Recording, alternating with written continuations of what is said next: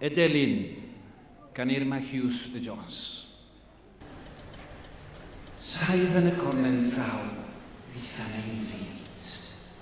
Ar hynny, glywa fadlais musical.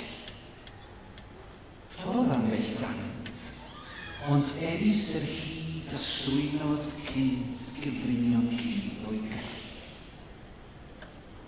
Teiliw gochwn i hithau y garglid hardd, neu wedd Gymreig yn bell. Dan croesi di.